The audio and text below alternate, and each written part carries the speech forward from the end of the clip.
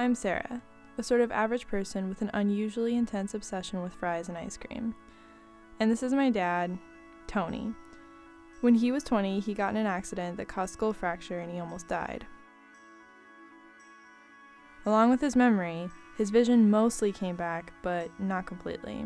So now he has a keen sense of humor, a bit of a beer belly, lots of quirky experiences and stories, and a lot of love for my mom, Christy. He can't drive, but he can ride bikes, so that's how we got around when I was little mostly. Not only because it was the only way we could get around, but also because it was a great way for us to spend time together. My mom gets really bad migraines, so severe that she can't drive sometimes. When these happen, she drinks a lot of Coke, and it helps for some reason that I still don't entirely understand. So my dad made this insert for his bike basket that would help the Coke not tip over when he would ride to go get her a Coke when she was sick. In order to stay upright while on a bike, you have to pedal at least some sort of minimum rate. Without pedaling, you can't stay upright, but my dad defies all of that. When my dad rides his bike, he pedals so incredibly slow that he basically just leans from left to right because his feet are going so slow. It shouldn't be humanly possible, like how slow he rides. He's an anomaly.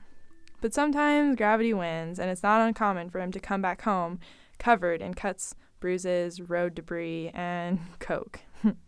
So we weren't surprised when he came back home one day, covered in tire marks, bruises, dirt, and Coke. He was like, "You guys will never believe what happened." And my mom and I were completely unfazed, and my mom said, "You fell off your bike again?" And he was like, "No." Well, yes, but no. I was riding my bike to the gas station, and when I turned a curb, a pizza driver turned at the same time and hit me. The cops came, and there was a news crew that wanted to interview me, and they all kept wanting to call the ambulance, and I kept having to tell them no. And at this point, my mom interrupted him and was like, "Tony, why didn't you call me?" And he was like, I hadn't gotten your Coke yet."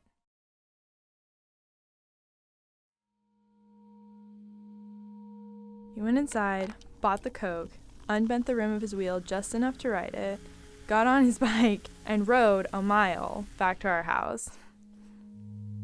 Aside from just the accident itself and how long that took, on the ride home, his tire was so bent, like his rim was so bent, that every time the wheel would travel the circumference of itself, the wheel would catch on the sides of the bike. So when he got home, he felt so bad because he knew how sick my mom felt, and the whole process took him like 2 hours longer than usual because he had gotten hit by a car and his tire would catch every time he was trying to drive.